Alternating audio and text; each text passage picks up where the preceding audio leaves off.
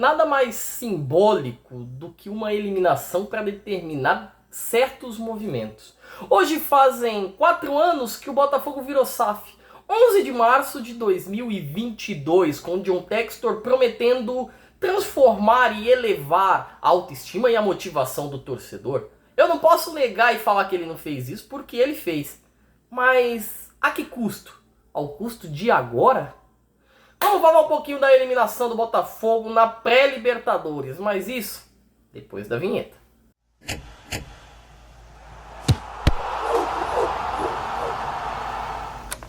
Pois é, gente, o Botafogo foi eliminado da Libertadores da América na segunda fase da chamada pré-Libertadores. O Barcelona de Guayaquil fez mais uma vítima, e outra vítima grande, tá? Porque tinha eliminado na fase anterior o Argentino Júnior, fora de casa, depois de perder em casa e reverter na Argentina. Agora o time empatou em casa e eliminou o Botafogo no tapetinho do Nilton Santos. Vitória por 1-0. E antes que digam que é uma vergonha histórica, um vexame histórico, não vamos esquecer que esse time do Barcelona é um time de muita qualidade, que tem nomes como Benedetto, Carabalí, o próprio goleiro Contreras também, e principalmente é um time que é acostumado a eliminar brasileiro de Libertadores, tá? O Botafogo não é o primeiro, nem o segundo, muito menos o terceiro, o Botafogo é o quinto. Já foram eliminados, já passaram pela mão desse mesmo Barcelona aí, o Santos, o Palmeiras, o Corinthians e o Fluminense. E agora o Botafogo. 5 times diferentes. Praticamente virou um carrasco de brasileiros. E o futebol equatoriano já não é mais aquela babada que era antes, tá? Tem bons resultados, tem um time da LDU que vem dando trabalho e vem muito bem, sendo campeão de Sul-Americano em cima do Fortaleza, eliminando o São Paulo, aplicando 3 no Palmeiras, ficando isso aqui de uma semifinal. A mesma coisa o Independente Del Valle, que esses tempos atrás, aí no começo da década, meteu 5 no Flamengo. O Independente Del Valle que eliminou o Corinthians, o Independente Del Valle que ganhou uma final de Sul-Americana em cima do São Paulo. Então, hoje, o futebol equatoriano já dá para ser medido por outra régua, tá? Não vamos colocar a nossa arrogância acima da nossa análise. O Botafogo perdeu, foi eliminado, vai afetar todo o planejamento anual, mas a gente tem que dar os louros ao rival do Botafogo. E antes da gente falar de tudo, eu quero começar pelo jogo, tá? O Botafogo foi num 3-4-3, começou com Léo Link no gol, Matheus Ponte, Sanga Bastos e Alexandre Barbosa na zaga. No meio de campo nós tivemos Danilo e o nosso querido, olha, me fugiu o nome dele agora, o nosso querido Nilton, Vitinho e Alex Telles ali nas laterais. O ataque teve Matheus Martins, Álvaro Montoro e Jorlan Barreira. Começo do jogo o Botafogo deu trabalho, quase marcou o zagueiro do Barcelona, tirou uma bola cara a cara que seria fatalmente o gol do Matheus Martins. E aí depois aos 9 minutos, acho que é o Celis, ele faz o gol do 1-0, pega uma pancada de fora da área, a bola passa por baixo do nosso querido Neto. E aí a gente tem que falar que todo grande time começa por um grande goleiro, né? Rogério no São Paulo, Marcos no Palmeiras, Cássio e Dida no Corinthians, Fábio no Cruzeiro, Fábio no Fluminense, entre vários outros aí.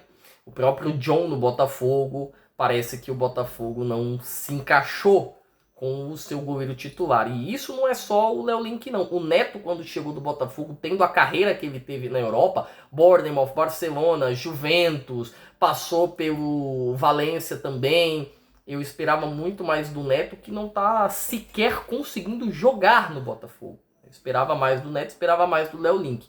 E com isso quem acaba sofrendo é o time de General Severiano, falta confiança. O zagueiro olha pro goleiro e pensa, porra, eu não posso errar. Eu não posso errar porque se eu errar o meu goleiro está propenso a errar e ele não está em uma fase boa e aí pode colocar todo um planejamento a se perder ao longo do ano. Foi exatamente o que aconteceu. Primeira bola do Barcelona no gol, gol do Barcelona. Tirando o resto do primeiro tempo, o Botafogo ainda tentou, teve um chute com o Jorlan Barreira que o Contreras fez uma boa defesa. O Montoro tentava criar, mas estava um pouco disperso, não fazia um bom jogo, né? Tem até uma crítica ao Montoro que ele é pequeno ainda, tá? Ele é pequeno, um garoto de 18 anos e eu não estou falando de estatura, eu falo de tamanho no futebol. O seu Montoro não pode fazer o que ele fez ontem. Pega a bola, resolve, toca, vai pra cima, parte, mas sem a bola o Montoro tava parado. Ele não fazia nem questão de marcar. A impressão que dava para quem via de fora era: se vira aí por mim, que quando eu tiver com a bola eu resolvo para vocês. E não é assim que o futebol atual, o futebol contemporâneo, ele funciona para nenhum atleta, tá? Não é assim. O Barreira também não fez um grande jogo.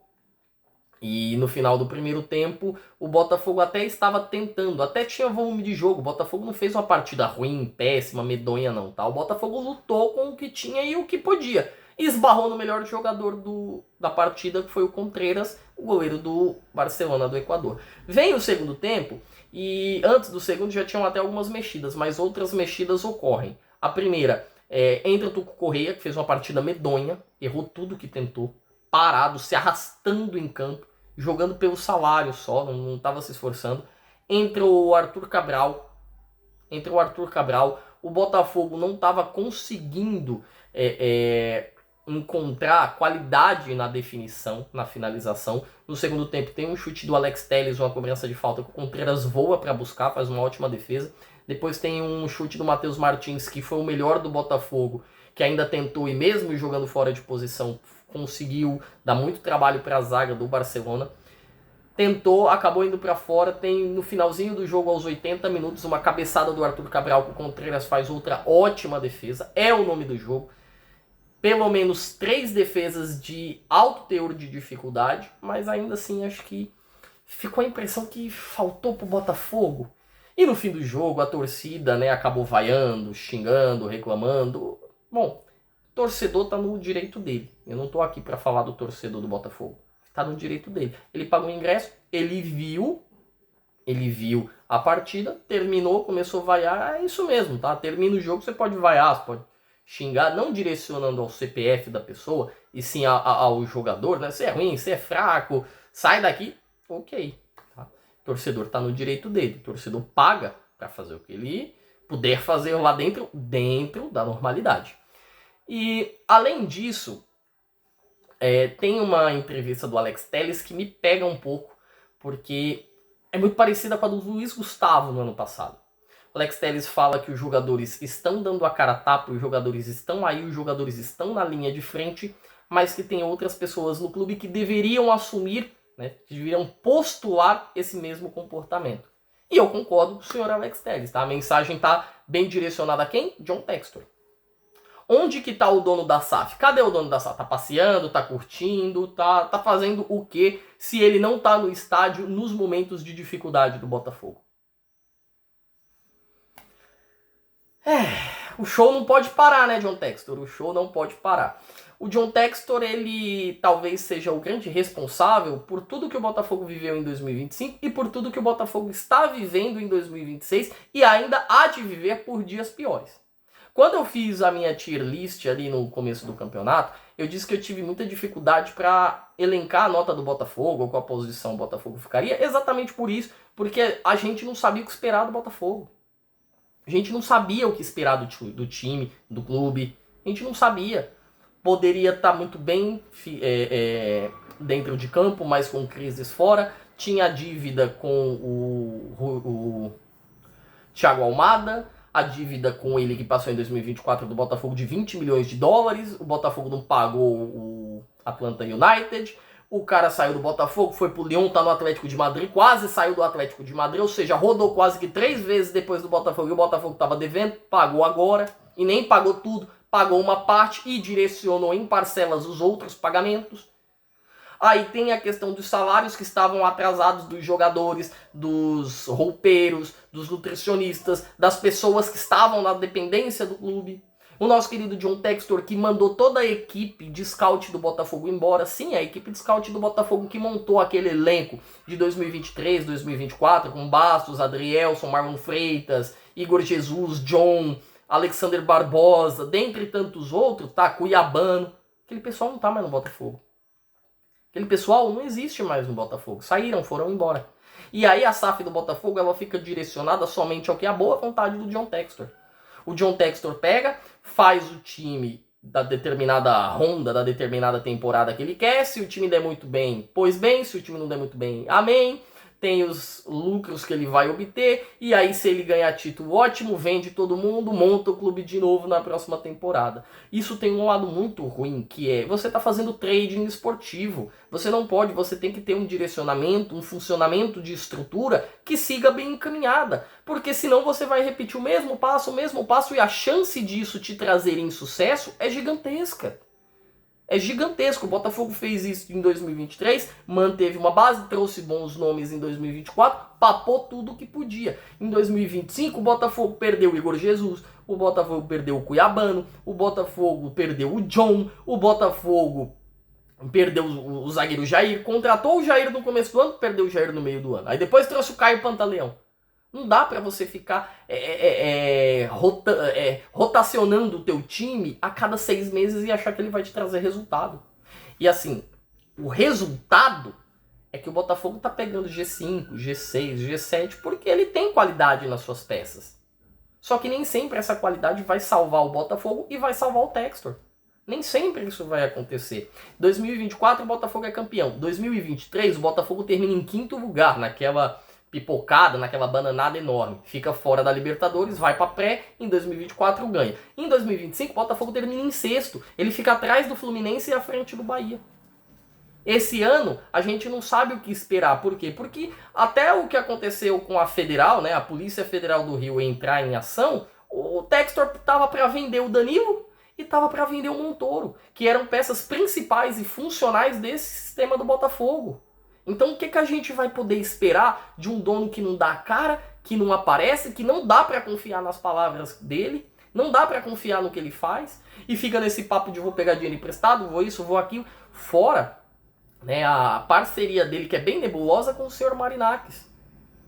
Eu não espero que o Botafogo, agora que perdeu, né, a Libertadores, que era a grande menina dos olhos do Botafogo para tentar ser bicampeão, que o Botafogo consiga manter esse elenco no meio do ano. Os jogadores estão descontentes.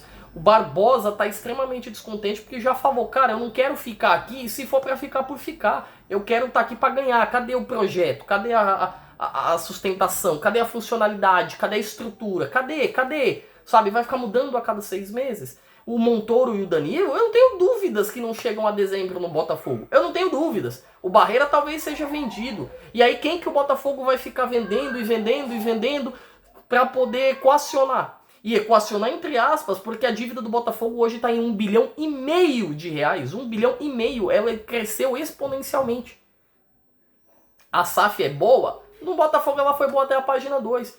O Botafogo sai da Série B, chega à Série A em 2023, quase ganha, em 2024 ganha o que ganha, em 2025 passa por perrengue, agora o torcedor tá largado, chateado, abandonado, e vai cobrar quem? O Textor? O Textor é o dono. O Textor, a SAF do Botafogo, as questões do Grupo Ares, né, do Grupo Eagle, com o John Textor e tudo, são mais nebulosas do que eram as 777 Partners para o Vasco. A 777 foi motivo de nebulosidade e ainda assim consegue ser superada pelo Grupo Eagle e pelo Grupo Ares do John Textor. Não dá para imaginar que um clube vai tomar um rumo de ser grande, campeão e referência sem nenhum tipo de organização no mercado, seja ela financeira ou gerencial. Não dá. Não dá para se esperar isso. E esses 4 anos que eu falei no começo do vídeo, eles simbolizam isso. O Botafogo conseguiu o que conseguiu, ganhou o que ganhou, mas a troco de quê?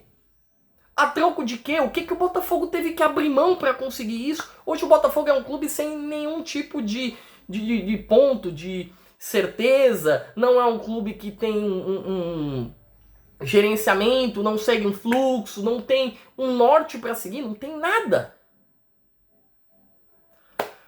Bom, falamos do Textor, para não perder o fio da meada, a gente ainda tá na base do jogo, vou trazer os dados do jogo para vocês verem que o Botafogo não tava tão mal assim, tá? Vou deixar aqui, nós tivemos 0,90 gols esperados do Botafogo contra 0,39 do time do Barcelona. O Botafogo ele até criou, mas não conseguiu, tá? O Botafogo teve 81% de posse de bola, 81%, contra 19% do Barcelona. São 21 finalizações, com 5 indo no gol. 10 foram para fora e 6 foram travadas. O Barcelona teve 8 finalizações, 2 foram no gol. Detalhe, no segundo tempo, a segunda finalização, o Léo Link ainda rebate. E se não é o zagueiro, acho que é o Kissanga Bastos que tira, ia tomar o segundo gol. Então, você vê como tá o nível, né, de segurança, de confiança do goleiro.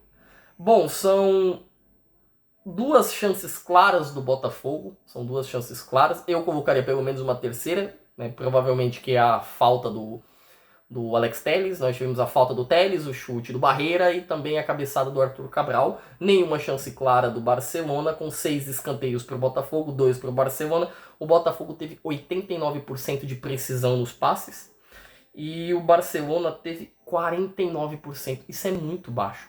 A cada 10 passes o Barcelona errava 5.